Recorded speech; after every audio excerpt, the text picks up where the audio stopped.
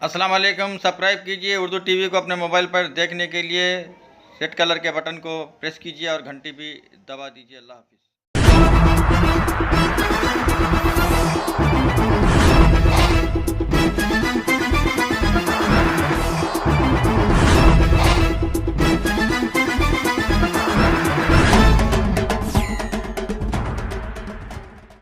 अस्सलाम वालेकुम रहमतुल्लाहि व बरकातुहू। नाज़रीन, आप देख रहे हैं उर्दू टीवी न्यूज़ चैनल में। आपके सामने रफ़ीक नूरी, सीनियर जर्नलिस्ट। क्या रियासत तेलंगाना में वक्त से पहले इंतखाबात हो सकते हैं?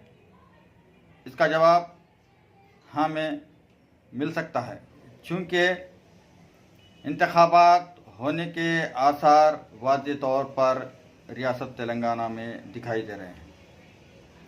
टीआरएस के सदर मिस्टर के चंद्रशेखर राव ने वक्त से पहले लोकसभा और असम्बली इलेक्शन के इनेकाद का इशारा दे दिया है।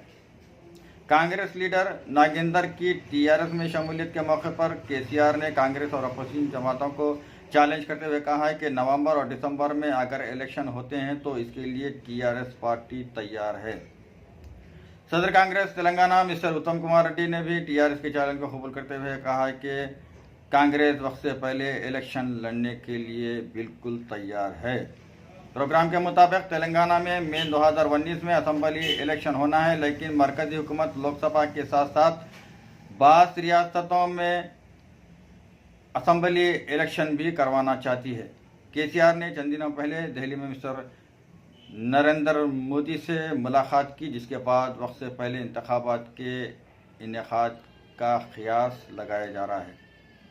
सदर मजलिस जनाब असदुद्दीन अवैसी ने भी कई मरतबा कह चुके हैं कि लोकसभा इलेक्शन दिसंबर में हो सकते हैं।